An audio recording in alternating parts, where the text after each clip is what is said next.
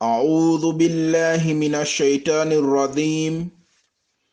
بسم الله الرحمن الرحيم. الحمد لله رب العالمين. الحمد لله رب العالمين.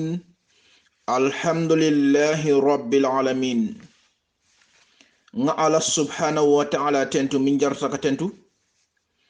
Wokola menna interim party leader kontonna Honorable Fabakar Kekendo Tombonjata anala do kunyol mume.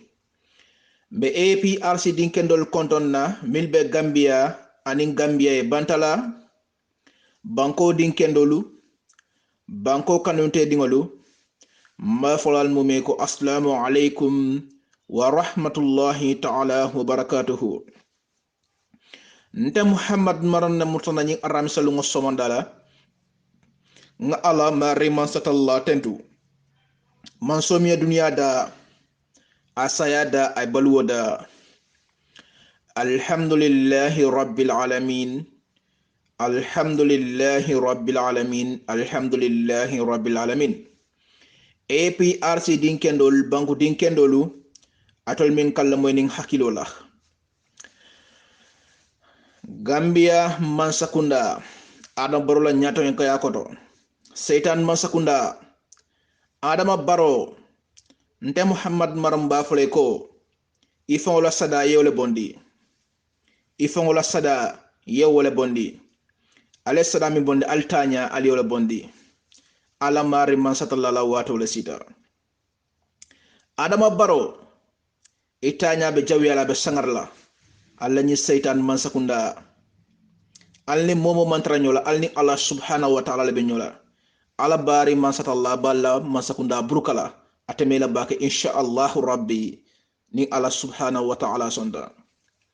Adama Baro ite lota basele yesi so konkon kebulo wulindi ko monana kana mirako the former president his excellency Sheikh Professor Dr. Alhaji Yahya jeje jamme babil masa wonana be murana Gambia banko kane eko monana kane mira wala momo ko faka fon wala nene ete Adama Baro ite mo kino ko talo foni ka fako president Jammeh asemurna no banko kan ko Gambia no banko kan nyamen ayta si kanillay mo kane mira ka be president woldi Adama Baro fandene bula to nya fo Gambia dingole Adama Baro fandene bula ele masakunda Allah wato le banta iba fola to nya iba fola Gambia dingole ele e ke fo wala nene ibuka Gambia dingol nene Adama Baro ala mari man satala la wato le sida ngatade albeto nya fola Gambia dingol ele insha Allah rabbi woluma ma jam fa bare ko taki Adama Baro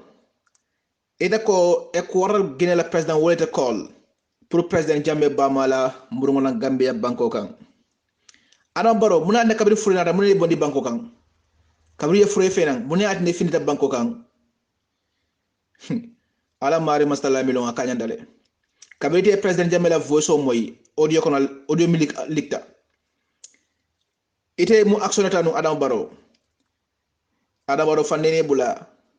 Allah subhanahu wa ta'ala wato le sita albeto nya fula Gambia dingol ele de wallahi albeto nya fula Gambia dingol ele Adama Baro kabri be kontilin kannan kata banjul ma fongola the right honorable Fabakar Kekendo Tombonjata kabra findinan yeblo diala Adama Baro Fabakar Tombonjata be duma ite be moto kono e hameta kama kablo diala feka jianoma Adama Baro le wato le banda ala mari master la milso haklimal an crosilal nimi yo action fo ngojibal nako Adama Baro e jidale bay fo se banko ya sendile ngada men fo haklimal crosilal milga crosiloge Fabakar Tombonjata ini mbara bake alme mela nyato alma ala mari master la kanda harmadi jawol la ferola setan hadabani setanol la kuma kangol ale ni ko dindiala ala la wato le sida Adama Baro tonya iba fo la Gambia dingol yele mansa mi bu kuma kilim fo ilota basse banko kan kesi so konkon iko mo na kene mira ko president Jammeh be murana Gambia banko kane momo ka fo ko president Jammeh bina Gambia banko kane ke fo ni president Jammeh na Gambia banko kan aman jamfa adam baro kana koronto o man jamfa sayin inshallah rabbi arjuma kilim fula saba Allahu akbar akomo kairo yalo nga fo yanko arjuma kilina terastera fo nyama taraji at kele kairo te adam baro ala la wato le sida adam baro nte Muhammad maronko ni ala subhanahu wa ta'ala sonda manso mi sangoda ay banko da ni sangoti dala ay bang His Excellency Sheikh Professor Dr. Alhaji Yahya Abdul Aziz James Junko Jammeh ama singolo Gambia banko kan ala la wato le sida ala mari man satalla la wato le sida yalo meta fola Gambia dingole le mol min kela mon hakilo la ngale ko lumina adamoro be fono la to nya fola Gambia dingole wala be sikandande wala be sikandan yalo alo tala ko president Jammeh o semuru nanno Gambia banko kanne asemuru nanno le ay tasi kanillay fonyi masakundal bu kalo ka fako nana de basambala kitiyolla fonyi le bu ka fako iba kuntun nale aja aratu asombi bojang almane man ka fraklaye ay dinkendo le wulu dinkendo ay lo wulu Allahu akbar ale mi lo kanyanda adam baro kele nyodanne kewol ye nyodanne president Jammeh ye kallete ye kali itala bayde president Jammeh ko on the 19 mote kala Gambia banko kan alko abe kelale on the 19 asidan be ngaje Gambia banko kan atolle banko bral tata president Jammeh be sirin Gambia banko kan alani seytan masakunda altanya be jawyala abe sangarilla insha Allah rabbi ni Allah subhanahu wa ta'ala sonda o man jam fa baki atolata o man jam fa kote ala mari man satallaka arjumo min tandina arjumo fela sudiyata nan insha Allah rabbi ala mari man satallah hum kun fayakun ala wato le sida baro banko ala sendi banko albase la nin kayro la wala aleke fureti imma ale banko albol bula laleta yalon tanga falena audio konon ko president Jammeh na alnabe fola nyokole atol ba mele ko president Jammeh kana Gambia banko albe borro albitala allo boro alde kanala insha Allah rabbi ni ala subhanahu wa ta'ala sonda ale sadami bondi kasubo mu da kalandi plato kanga kurulong la kan alkal kadi molla alfon la sada aliole bondi comme Ousseynou Dabo ya fon la sada bondi nyamen yalo nga fal yele alfon la sada alkol bondi alma kalamuta al ngata de ala mari man satalla wa ta'ala sida alla nyi masakunda setan masakunda nafiki masakunda ite Halifa Sallah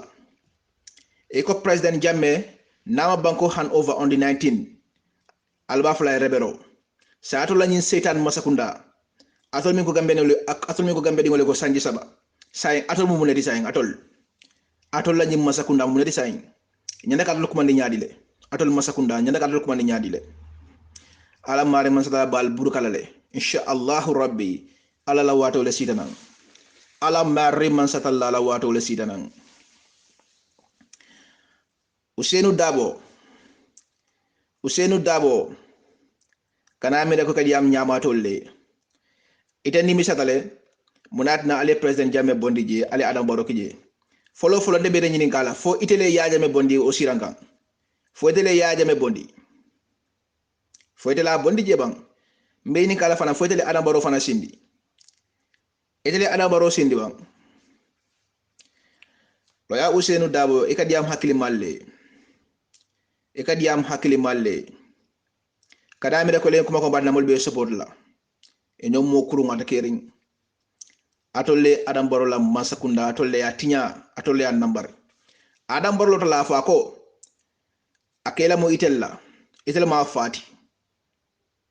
ha ela kuma ko ko leta atolle ya nambari albe kulun kelen o dal tengung alla ni politique sifa alla ni di politics fal yamira semul nyamendo alto nyafo Gambia di woliye alta ni banko sambanola anu ite Ousseynou Dabo ite inante kala Gambia la masake wodi wallahi kalte alala gambia la masa sila inata sila kan ni koy ba forcer le be kala furelati ni koy ba forcer la e be kala furelati alkaji mol min pousse 3 jotna kana bodi banta de kana findi banko banta de si banko kan kana findi de si banko kan yalo nga fo le ko ala mbare masata la wato le sidanan ete Ousainou Dabo UDP kol ibe jamal ni misandila wallahi UDP kol ibe jamal ni misandila e be lori tele e ko ketela ko le fight e ketela ko le sembente fo de ke masati banko kan masaya buga forcer ala ka masaya di womo e ka mon min pousse e fintila le ibina nim sa ite Ousainou Dabo ite jela ite Ousainou Dabo ibita la ite jela ngatare ngomo la kuma kuma akal ko kotobo ngal feltale Ousainou Dabo e feltale 3 years jotna feltale 5 years feltale Adam Barrow adiata yo akuyata yo banko Abass lele Abass la His Excellency Professor Dr. Alhaji Yahya AJ Jambabil Mansa wallahi Abass lele alala wato le sita nan alam marri man satalla la wato le sita al banko sendi al matanin tonyala alte tonya fola gambe dingoliye alte tonya fola gambe dingoliye al go tonya fola gambe dingoliye de al kal tonya fola gambe dingoliye al be tonya fola la temera al go tonya fola gambe dingoliye wati false information wati false information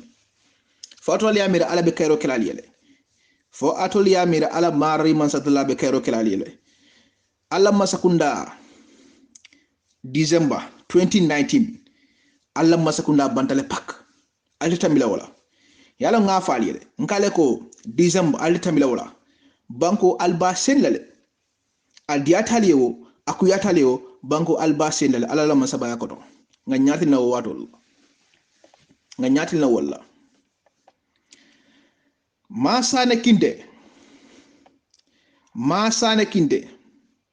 mete wonna meta ke won nga fo len koy ko ibe kuwo kula nyale bela mbe batula ne fitino mala gambia banko kan masane kinde de kanala wallahi kalte ala mari man sallallahu de kanala Lieutenant Colonel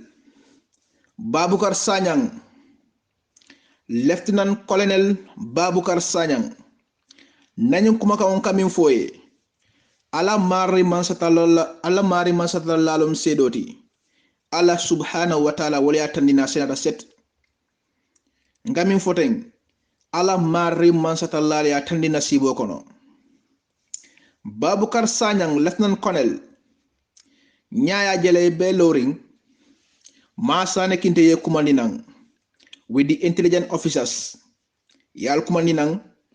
albla missionolla missiono ni manke kayra missionodi aliyal ko di abita karaki album kesola walam fero nyi atinyatale mbemin folaliye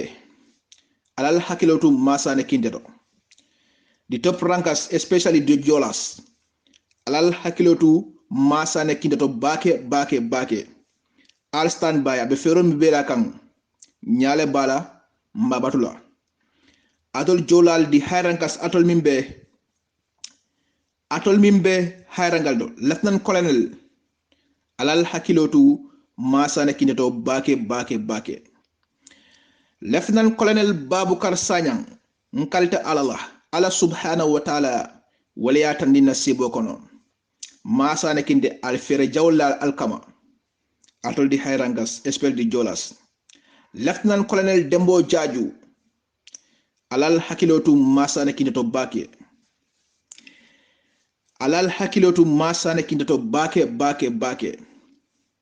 Sadio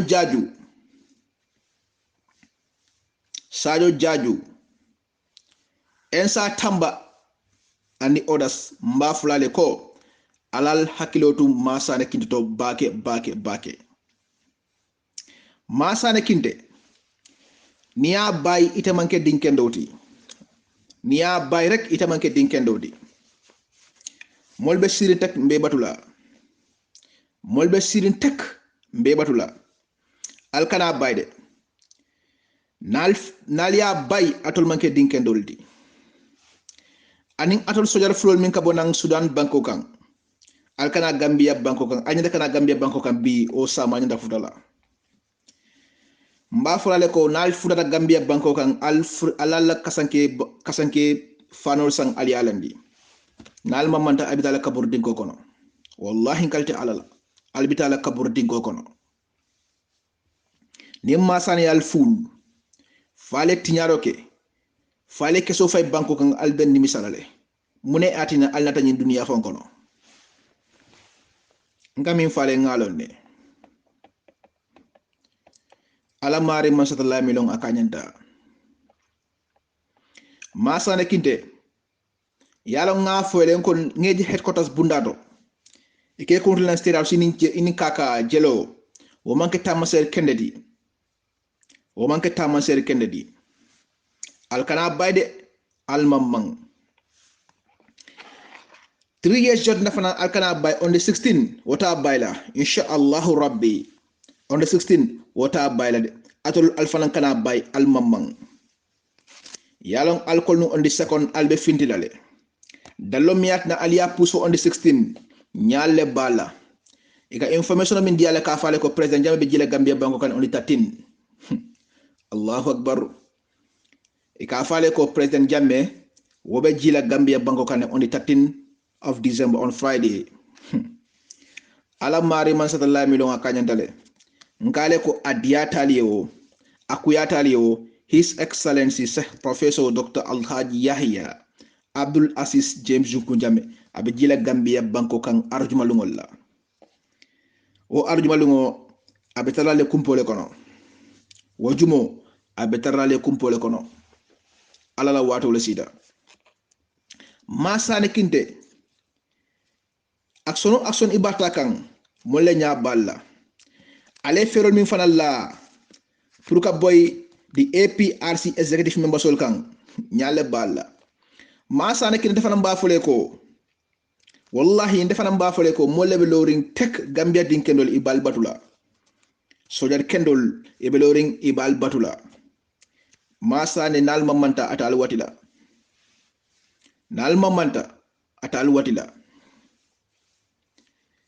3 years zotna feltale 5 years feltale katre manta fayla Gambia banko kan president Jammeh be jila Gambia banko kan abidala state house nanyum kuma kan akamo jama jaxale ab obe keno la nyaadi le president Jammeh nakaluna banko kan nyima sakunda be borrale banko e babula layere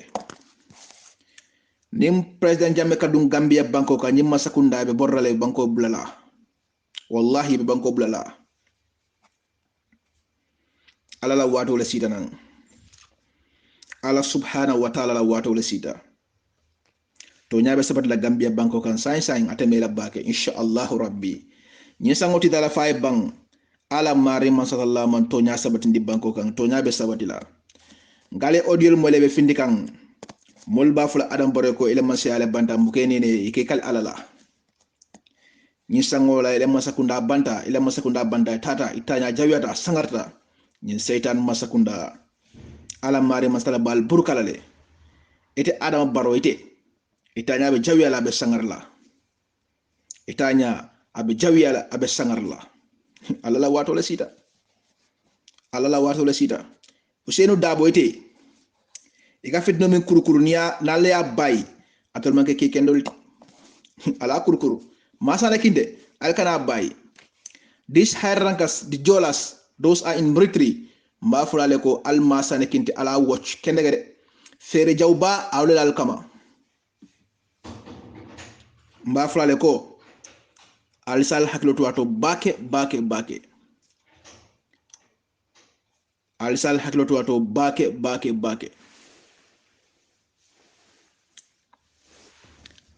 masane kinde alkana bayde the APRC executive members alkana bay alsi attack molbe siri tek mbal batula APRC securities mba fulale ko na executive member sol ali protect kendegede nyemmol ile fere jaw mimbe yala molle nyaabe lambe batula tek nenyil mamanta ko Gambia dingol lu masane kinte nala mol ni mamanta til saba da mangole dila Gambia din kendol parete bala til saba insha Allah rabbi ala lam saba koto ani atol molu alniu ambassador moto min tata nabika talibol min biye alkata alkele ID katol busi bulu alka fe ko nala ID katol ngal busal bulle pour ni momoye promotion wala ku kete lan salon altenkun alla ferol be albe min be la molle nya balla altenkun almolla ID katol sendila nabakia aldada o sateri ngomito alkele ID katol busi bulu altara je sibitul ngolla albide kabrin 9 o'clock to 12 o'clock alka molla ID katol busi bulu alka fe ko la fa kalo ni problème mo bulu ngalong ngala ni masakunda abantale altanya jawera sangarta oto albe min bela ali fonyola ala subhanahu wa ta'ala wato la sita APRC dingolu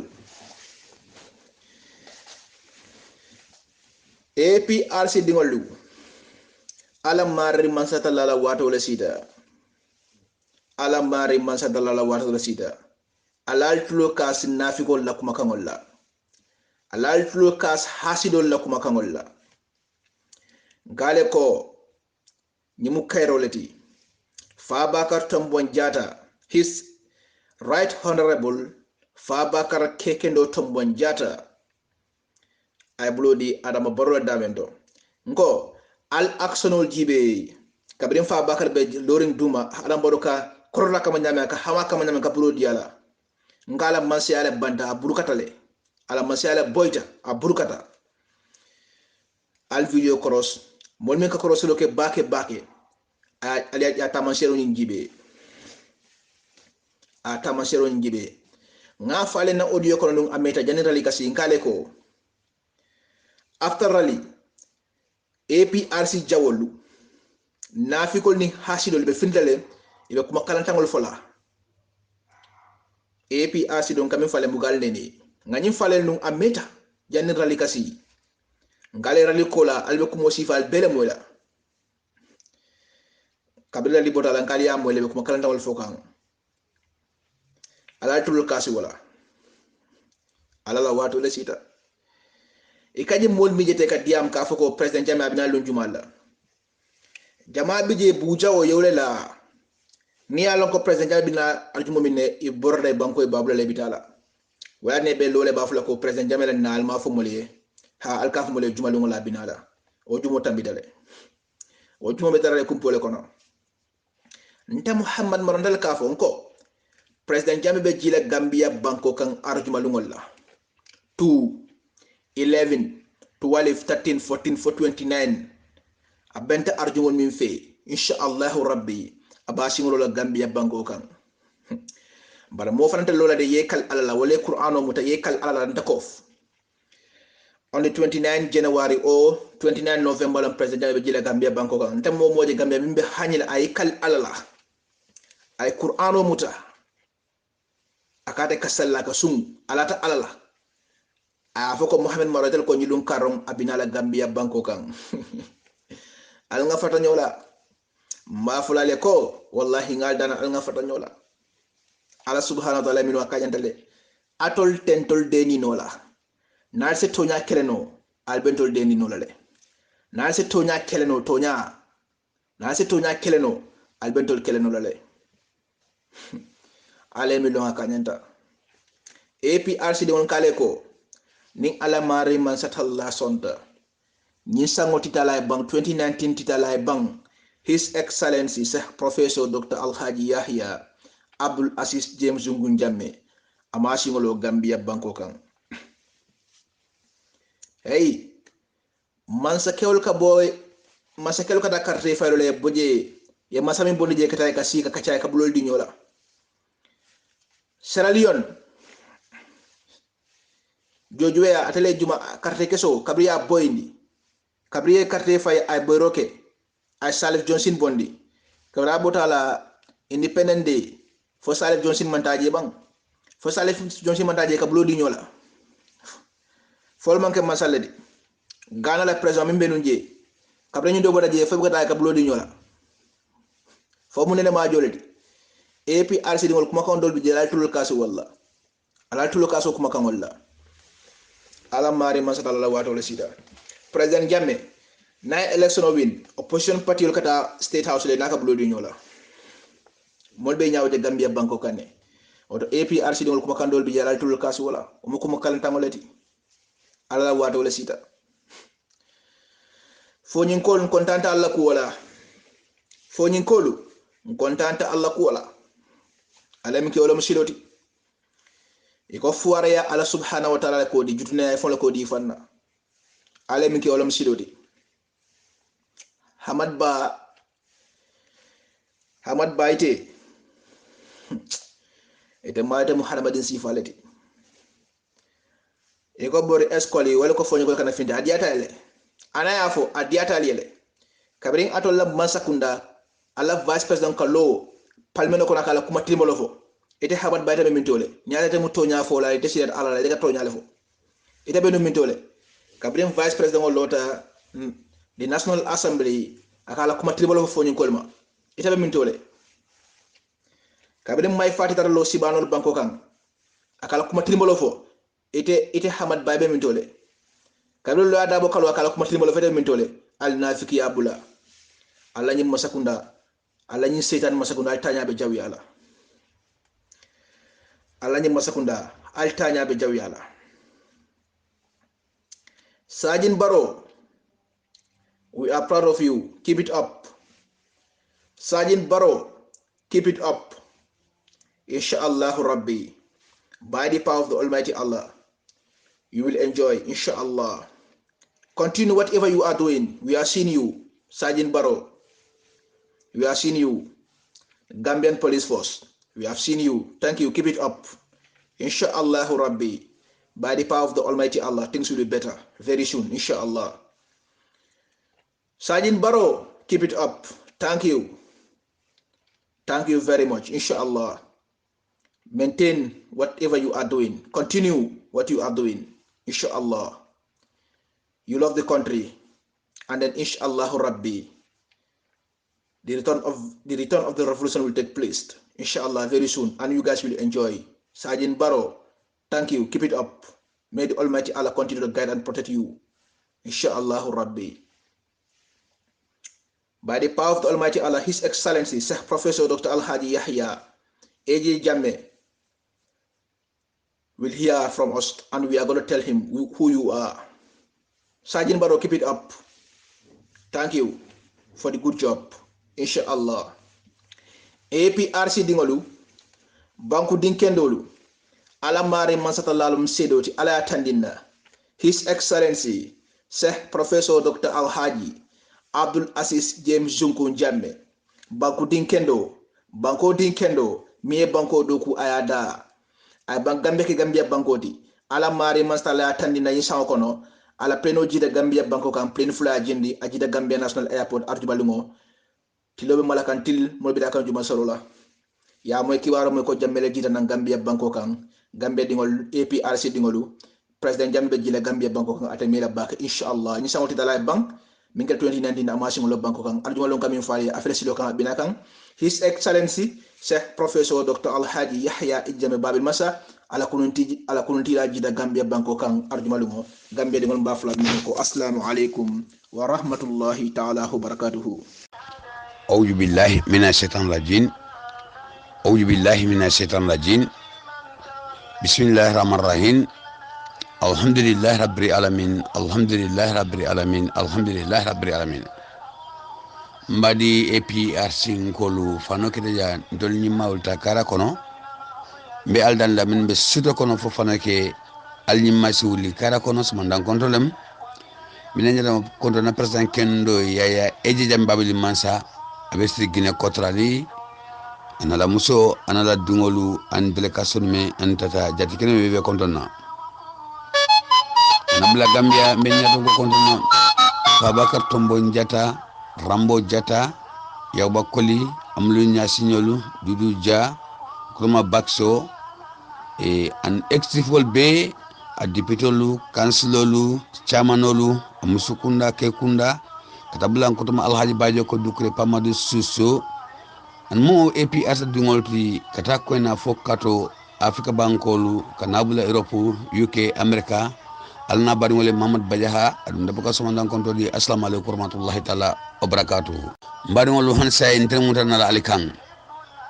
mbal konto na AP asa dungolu Gambia la mu dungolu mo kendolu mbal konto na mbal tendula mbal jahila foro dungolu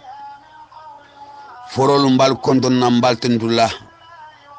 forolu mbal konto na mbal tendula forolu mbal konto na mbal tendula fore ya manke nkonto mu bajagaleti wala nkonto mu kebeleti hani fore ya ila kuma kango ye fakan bito nyamen ka toakan kana fenfen jube ala muta al sakati nye mbadi ngambi ankol mbadi person call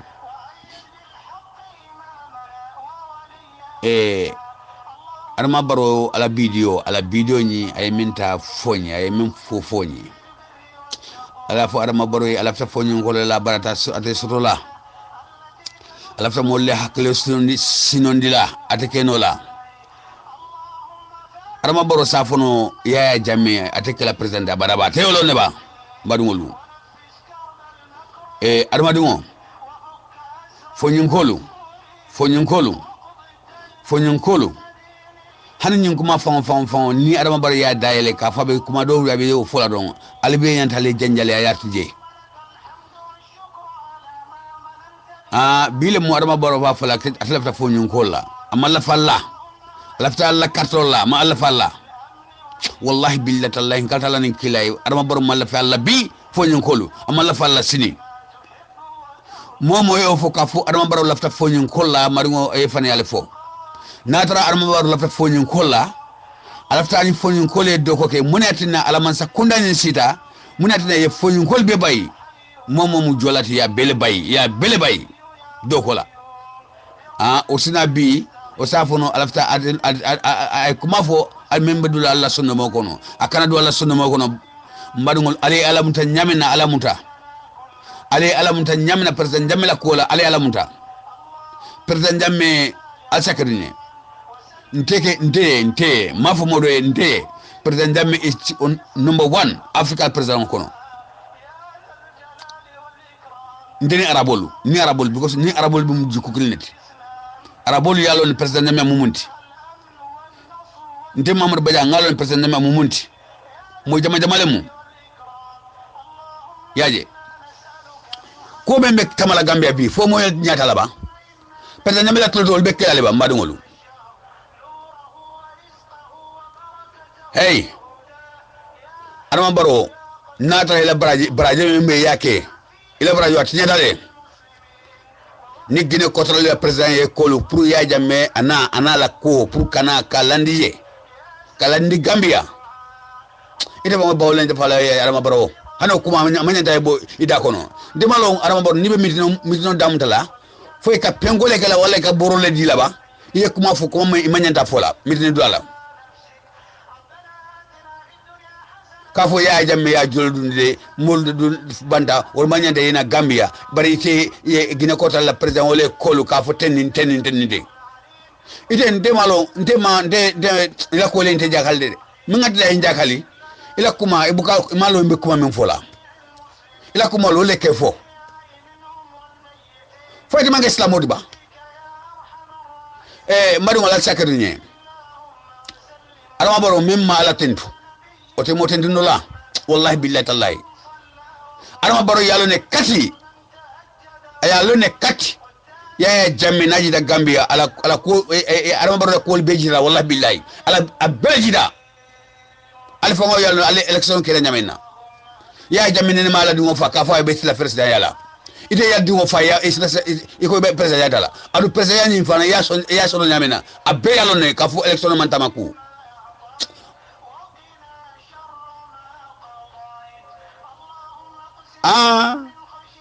sawanta kolu ite gara wala dindi lamisinoto kafo aya jamia na banta iye kolu kafo ayena Gambia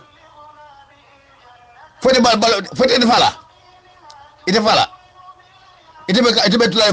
fo dina wuli inyala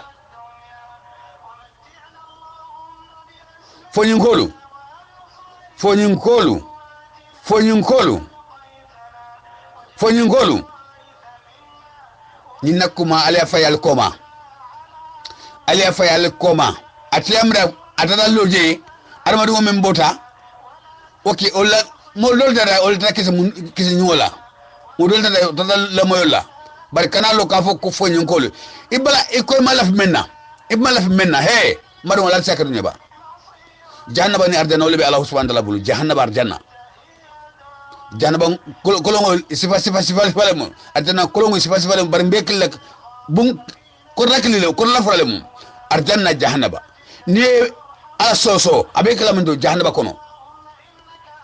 ni ala kuma kan londi istada molla hakola istada molla nyanto e molla nyanto tibulu wallahi isa marjanna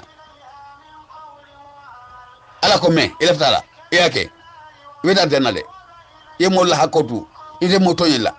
arjanna le fonyinkolu ya jamme alna mbena la diale de mu ala diale mu Gambia kono mbena la nakata kanodi ya jamme sondale ndol ate kanodo mu bari Gambia ngol de kanodo mala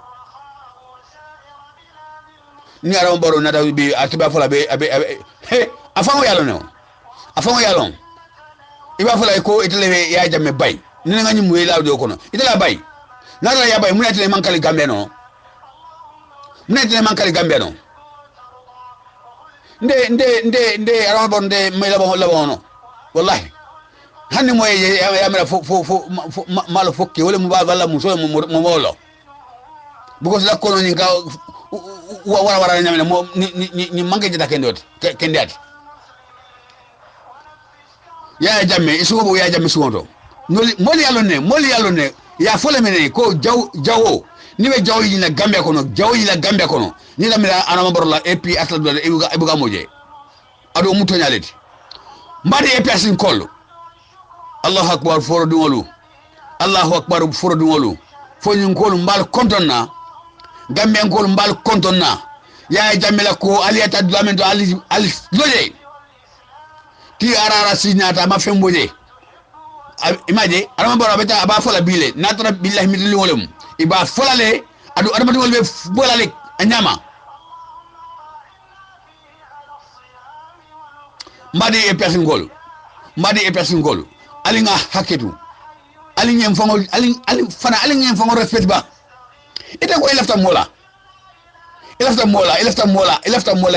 ila kanole al mu'minatina ala islamiyya ala mu'mina ala doko Gambia kono ala finende ya Gambia kono ay Gambia be ke naklim fakliti iko ya kanole kam kana so my friend ni fango kana jele fango la kana ala bilo adama baro la nyim bilo ay menta fonyi mol kana anadina groupe kono my friend ndege wallahi nimbe groupe kono ndele mu je ndega modundi nimu mo yadina groupe kono mbe bondilale adama baro la bilo ni because ka campagne le adama baro ye mo samba dlado ala bilo ya samba dlado amunta ko ba campagne mol ba janjale fo la janjala même abe fon fola ya jame aya lone ka fo ya jame te Gambia wala abe fon fola e wallahi billahi natra kewole mati muna data kali Sénégal ah ila number da election oji muna data kali Dakar ya jame mu din koleji ya jame mu islamology ya jame mu munolti ya jame malafi Gambia hani yele yebo mo kilna Gambia kono ala kola Allahu akbar ale koko be fo ya jame hasidolu nafi wol tajirolu ha ale musol bu ya jame tiara sika ho ya jame bo ya jame kam yimbe mudi fo mo la mala masa kunda nyino ba wayal bo mo kon kunto way my friend marwol al sakadunye iko Gambia kilmonyi ale fawtaji bela al bala me mekla Gambia fala folowa Gambia al bala me meja jila Gambia al malonde molla da kuma kan wala ñun kuma kan o wallahi ala bina falakil dinde gambia kono ñim make do man manti wallahi billahi aliko lutuge ange ya ke gambia muso ni muso e futu ke woni ke wela albe alko wala ke gambia kono fo ala sen dolo fala man so wala ala mala fi wala haramle say alla dipri bon kono muso fango ya fone kafo man sakuna do be ni jabango be jabango te allahu akbar na tara mbiara bol muso ba kan ko ndale ba sarela ba kan ko ndale because ni mu ala la jawle ni nga amala fi ala la kola ni ma ala fi ala la kola madingolu Gambia is a house Islamic banko mumuni banko o e faliteng o yake hasli bankoti o yake nafil bankoti o yake tajir bankoti o e bala alala Allahu akbar man sakunda la ilaha illallah wa taqullaha ha Allahu akbar bani gambe ko fembe dal mulle gambe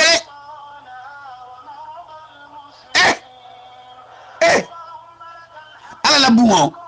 alala korda man sakunda do gudala na beje alingate ha Allahu akbar alko albe momo bayla albe adama wol bayla man fenge albe bayla man sakunda nyin kono alina ndame bayla nyi mum omunyi musoledi nyi muso jannabe sila sirawo kan alina ndafala e bukoda e bo ay bo buko kono fangode adama won na sembo beto motan nani be nyotala domento ni kolobe bul jamango alandi ala korralo ndi ala londi hani yatte ala barjo be yele altula doku dalla altul malafi ala la bungola allafta setane bungola ni hasidolu ni muso ni mu hasidi balati fasiba besen konne tajiro ida malafi ala korrala depuis bungo kono malo albe mensila alne dañi mbaylale ñeñe da baylale menga diplôme mandan menga mbela diplôme kan ni muso alne da bayla wala mo fawfawle wala billahi dadala ko be janila alne da baylale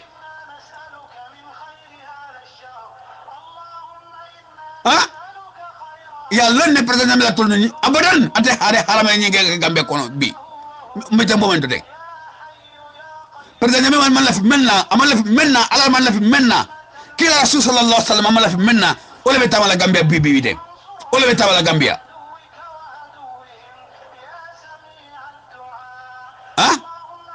lol be deri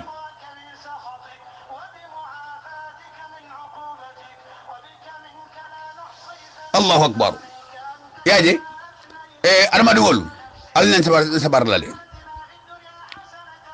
alman fati ngama ya akumata nyun goma Allahu akbar jatolemu londol la jatolemu londol ila king lemu alman fatiti mais armadungo ni molbe kanaji be kafo na fulolemu wala kulemu masa kunda hena tata abanda tonya kan akafole Allahu akbar ngete dunge jayi ngete dungayo jahi ni no islamiyati ni no mu'minati ni no alkanda ila londo ala dodula yalo wari nasbe deli alta femme vola ala londo di Allah kuma ko be Allah ko to albe tamala alta femme vola wallahi sinin ni banta ala be yanga kan wala ku wala de because londo ni ala le adila ala le londo ni dila ni me fola gambele ata fola hanik kafri jama bangol kan al malaka foji ba jama ngolebu wato ni tamu freda molkata ala sallola sai je sare ni pon kono iko ikala kli kafo Allahu akbar min ko rebe wala e kam mol toro ye jama woni solo ya soro abido be mulu yang ye jama woni solo kabri ye jama woni solo don Allahu akbar la ilaha illallah sidna muhammadur rasulullah sallallahu alaihi wasallam hey mo kane ko ngoti la ko mo kane ko ngoti la babli mansa malafa ko wotla malafa la attaque la aslada la le ay mbol la hakolto alafta islamiyya le banque Gambia kono mbol be yalon ka fo Gambia islamic country le haslol malafa la sai ye jamamu yin soro bari ni ala la sali wato frada mote jamamu kono wadano kele fo kamaral mano beta kaloje ka ayta dunya bela imala la kay foje al ko sali wato ibe mol baranila al buka fe moy bulu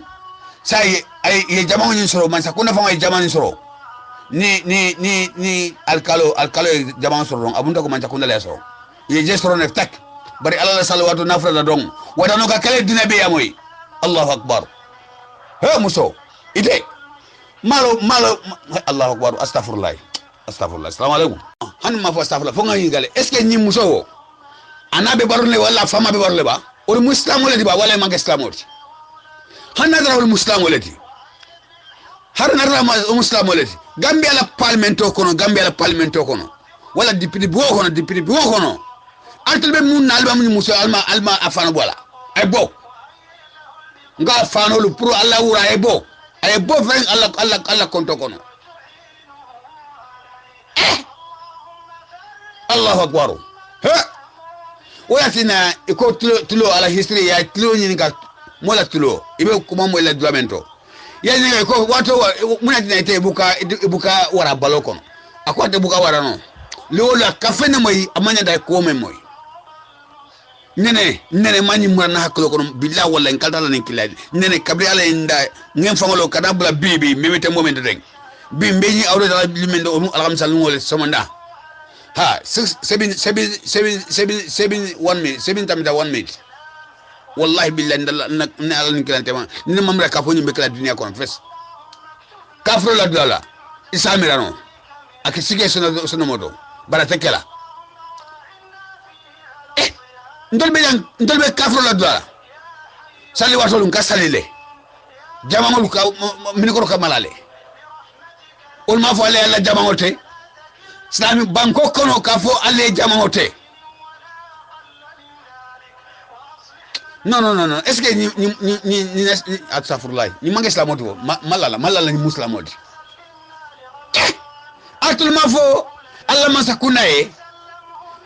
jamango ali jamango londi alla ko ale sandi masakuna la doku dalla hana la nti bi bugo ay jamango londe babul masa asake no wallahi inshallah ni ala sonda abena kelale assalamu alaikum warahmatullahi taala wabarakatuh al numbara bake nka so kutale andum manna jabirola ngakuma kan la moy sayinte me alon alaji bambole be foka manna ka jabi adun ta jabi la fana bari mbe kuma kilim folay naya moy saman sa sayin kan nyoy nama moy saman ba sayin kan na nyoyel loya Usainu Dabo anin jambe ni makan be ke Gambia jamme bukalo ka kumanda tola ka kuma fama memman ben al sodula hakiltu alesiali mira ndebe men fola duniya mu hakiltu sulati hani politiko te je feren loya Usainu Dabo ay men kataw banko kan ni yo nakadron bode manke tonya moti say bol tambitale sidna ali wolu be tonya le kile ya londi ni be kurano fola be tare ko fola ka dino londi Abubakar Sidik wol foyefo kada sidna ali wol woto Gambia la démocratie aninka kayro soto ni ba fulayte Usainu Dabo tunole koma nde men fula laji bamboy fondinke wole mati kumodolo akefo Usainu ma ayatu nte bole sot lambe men fola na moy sama mba sayin kan na nyoy na ma moy ate mela na ba sayin kan na nyoy alala no kama politicien mu kumol sifo mente diala mole on politikoti bar kuma kan dolbiye isi hakiltu ko useni manke chakani moti ibe useni bulakan useni la menna ko ka useni barkatodle ku nya kemenani ku nya tanani fen adi ko men fo kafo ikate man sala ni me afa la fa ende ka man tonya fo momo yafo ala fa ende ka man tonya fo wolung binala banko kan tila muhammad sallallahu alaihi wasallam ala sa tankalate batala la balwo kono ala sa kanan ni jawol ma ba alay batale folo lakan amam fisali ana da fuda kayroma duniya bo nyale Hussein Dabola nim bata politiko kono do bo kemo ta mamare bulala a faydum politiko kono aman somo jola ate sonna ayake joranti a fay nin dictato e kele ko late wala ndebe men fola ni men kale ko Hussein Dabo iko tenni ala fa ente ka man tonya fo ke banna wato sita aduni ala sonda kila hormona barko kamma ala man sa no ku yata me yela bakasol ko fe gambe bula mba man sa la dunia be ba jela mo barkare on le abampu mo kendo le abampu lasla barkare on le ba noma adu mo barkare on le be bula ranoma min yalol manke kam fula tiolti ni ko jejelemo so nteman naka alay bambo jabi wallahi nta jabi la ma jabi mba son ka hakilo wala asaso so politiko la bara hakiloto no rosam atemela mba sayin kan na nyoy alala no kama usenu mo barkare onde ala laslo barkata ado ay min ko banko e foni mi anakare bar bele yaje human right lawyer ka kuobe bule koma ka loyla banko e aman konko aman kide ala family bebe tubabu dule ni america lipa ala family bije e angate lipa ala family bije ni bemu londi tiol do nede ni be balu kala londo la ibe mansa kunda kono itije ye londo men so woye wasa alingan hakiloto loya Usenu Dabo momo kate man sala la fa ente ka man tonya fo aman tonya fo ala ma fa ay ala la mol nyininka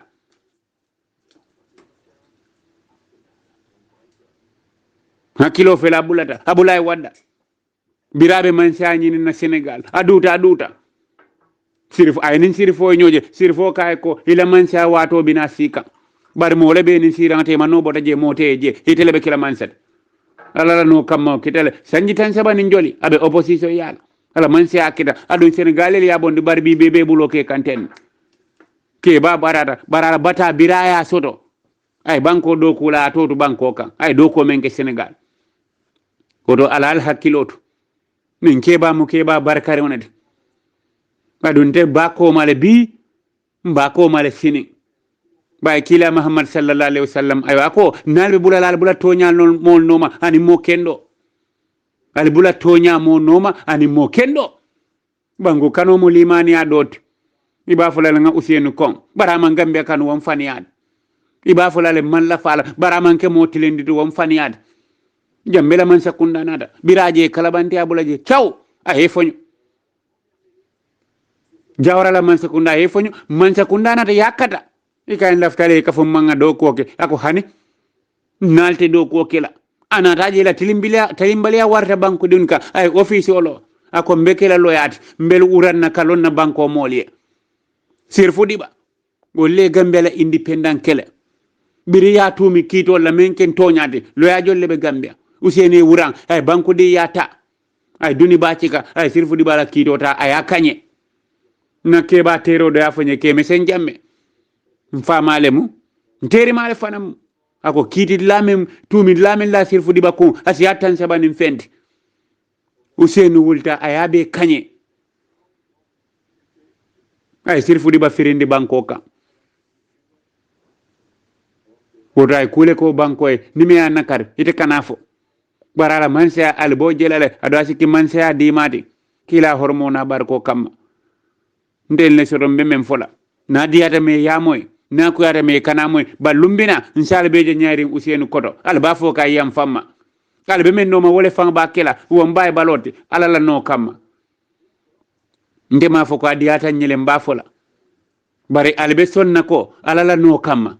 al balo na ala man soti nde wala soron be men fola bar wala man shaw bantale adum ba bondale kayro kono anin tenku oto besi hakkiloto kumoto sa may kane ku ndelde sa malon tele ben kun wulilla katambi kununna anin bila bar sa may simoja ko be jimirin ate la filani mol nyaabe ale bo kafole kono ale balta fokan benta fokan ala binata kela ale be ala la man shalon na nyina ahi wa barkato le gambianol be kontonna ding anin keba Gambia la diamo siata Gambia la chocho siata surwal ko di jappal bay den sona man ñu ko abula ngamuta karjam nga kamandol moy diamala alaji bambole mo baradoro alaji bambole mo baradoro UDP ol patata le because eka fu ko itul man tra 3 years koma nguli ya baleti fani ya katang wala wote e fani itol le babe koma because ya lonne ye chance so to ni 3 years jotnale itol ya lonne ni 3 years jotna ni 3 years o tamita UDP ne resila never ala te wakala man so e mol nem da man so te wakala UDPSC hani wote kenon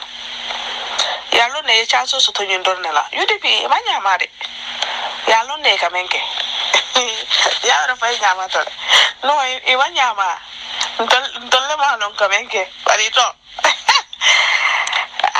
UDP itoliane kamuneke ni chanso na be bulu ni 3 years so foi se ñu profito wala ne be mol patande kanja 3 years jotna ana baro nyanta ka futile kim sport kana tu onyanta tala fanjibe lale de ha dama baro e be fundilale 3 years by force e be jilale sirif sisi ko tawru wosu onala wonyu ngolu boko marto alkana ta sidro aliyata la famul fix denti solto albuka malu atleta mu gambeti aba fala arba borobe boleji 3 years nga jibe inshallah rabbi aman jamfa ko teke aman jamfa sambi to nyaabe leerla ngatul bu kamalu nan man tal la do ko ke ale mon dahandi ana borobe boleji min tole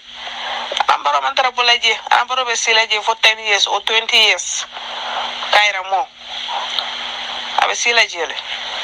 atol UDP niru ngaro rek buga ngor be buga de dole ne bu tok 20 xawma 2 years ama 24 years da ngay ngur mun leena am ngor en dole musal diñi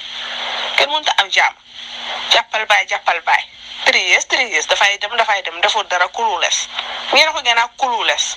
idiot yi ngeen doon li la la ne doole ñu may jam nit ñi nañ sona ci yeen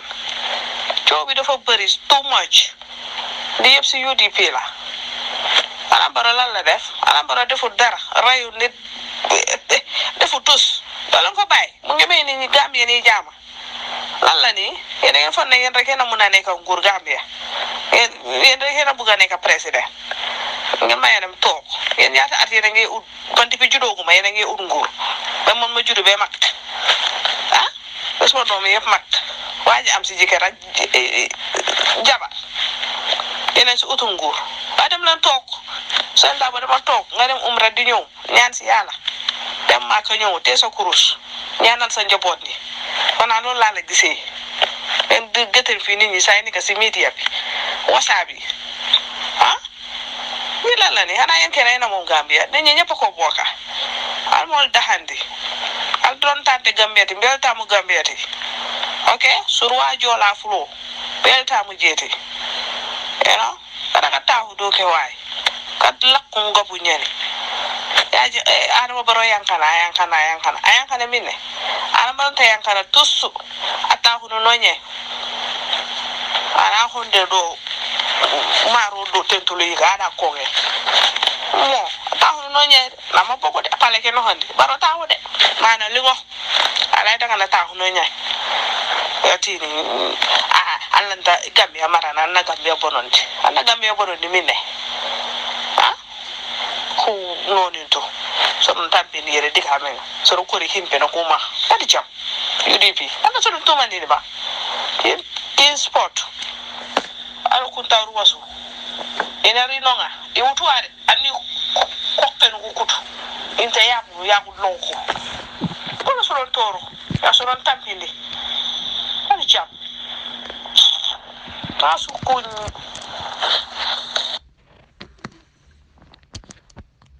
Dema, atono Alfin sama. No, Alfin ñing Ibrahima Sané. Ni bodo fele ñoo kan ja. Bi e fi nakal la bunkil na jam passé. Abara kundam le Ibrahima Sané dindi ya ka ñoo kan. Gona Ibrahima Sané ku modol moy jelo ka la fa la ja. Am tele ni. Ko ñi dindi meru banji man ko rek le ka kuma jamal fo. Ibrahima Sané ñi gal alors my friend but abajala ni ala kuma furen fol ay ni nganya sifa soto abajala aba lon na le ko mo hanata resi mo kuma yandi nyaawo nyarani ani mansata keno la kilindi isi mo kuma yandi no nyaawo nyarani ani mansata keno la kilindi because ala fon e difference ke mansani modo tema ala ya ala fon ka difference ke ala fon ka difference ke so what difference ni te ko e be la mansala because of modo la ko ako ato ma be te kunka asifa lon ko kaje amari akatari moñi support kan ala la kitol kana moñi be ke la fenti dron atela fire weke mundi dron ku ya be tema ala la mansa ba nyanda ka son wala na man so wala atele be halakila honestly atele be halakila Ibrahima Sané nyanda hakki otula bak ala diamu nyal ala diamu ka dimin bak siri fo ko teng kari ko teng abu wuliya fa ron wole mum fo wole mune no ala ba munno wol si mune keno isi mune keno ni ala man kidi ko mo re fenne keno la ñine be kela ñine kete teng ñine be kela abu kuma soto bal kuma kumul fo mulia lonko ima ini soto foma mulia. It's very sad. Abenya di kortande ni mudi ni meroneti a politiko dia dron abe atumbe afriko sa abe mana fa abe belgium leba abe seri kuma furon folo dron ite kuma fo ite kuma fo bango be la ke bae ite no kulu ngani mase la mo ngaye ni ngoya me ni tourdale ni mudi ni ngolati ni meron la mundi. Assalamu alaikum wa rahmatullahi wa barakatuh. Beda Gambia mbal be konton mbal jayla mbal tentula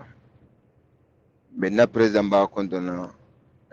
Adama Barrow be duwale bankonya alama tanya sone ya lebu alama tankara koro la nyim banko kan be duwala karo la alama jila bango Gambia banko kan na dinno kantora dingo Ibrahima Sané melna wala message la moy kan Ibrahima Sané de itela ko ayende jahalle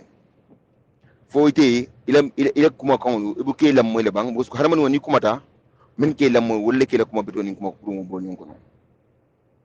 ite amanu 2 weeks fon aussi ko amanu lo ko fula si iko Adama Barrow asite wulu no le takat ibo ntengete lonne asi wulu no le takat iko nama mbata kuma tension fola altel sibata o lamoyna keba iwulita kasukundale kasukunda me wulita de kulule beje fuite dindu nyuma baba fala keba ko itam kuma tension fola le ite wo fuida la jam ni ala bambo ko mo fu amanya ne men fola mo ko ten wala yanda kondem la bara ite manyi no fola adama baro asito wulu no killing adu atelem ala la atele ki gambe be la keba tipi udam man nyanda ka bunya wele ito wo fu ya mani me fon fu ite nyine de ko mo lale lo ya dabo aya kata gambia ile nse ku gulen foye ibama menye wulu ni ya bambu ikoto ka bondi kabini aliya kasukunda yana ti fofo do police station yalla ni yasu mo de ya kuruntu ifitara leptano de be mo fole kaji aba ma kuruntu le ndele bango be tembo mento ka futino kuru kwaraje katani tries jotna koma ndele albeni walla alisi foni ndamo osita 2021 sa jube mo le fole barite ite ibrahima sane mo koten wule yanda ke babu nyo fola moliye ndel beni usenu abubakar dabo na man tarif agenda killing man so agenda to astuma kabra 3 jot na fangu ato nin 3 ko ma dalat agenda killing bar ndel ne ta fulu jang ine ta mo la ka fu moko kuma kense fo bla ite ya fu jang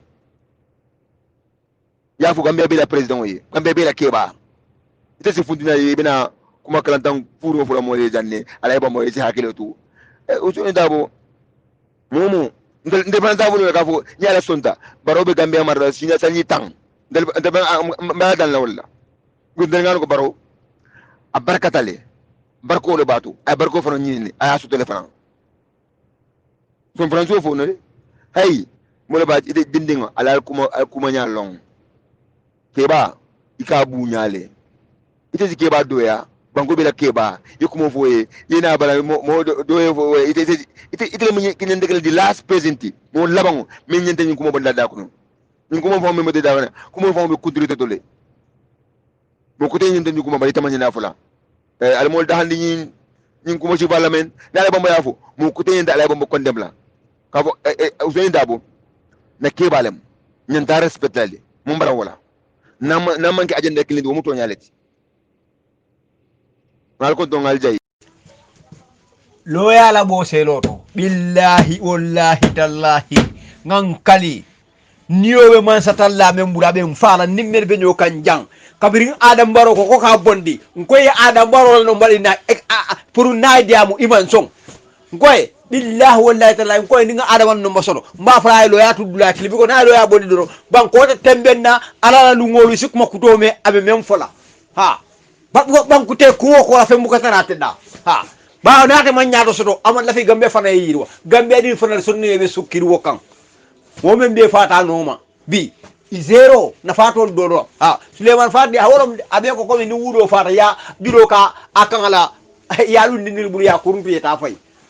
ay wala saya ko nyaala am olman kuma ko dek ñu ko bal fa warta baat billahi wallahi tallahi yalon afoman dia UDP mu kam fato patiyolati kam fato patiyolom wonna nente fenkeno la men sikebe ngati ngoko majority betel lebum ale ngata carte fayo carte fay nala wallahi ibal na ka fo majority te bulu ha abata marin yalo nani ya bira agala american embassy le bari tubaro carte fay nala nani mol ya bira America ambasa mota la lor nyama bod la rasul la lolum ha na man da sar la si teren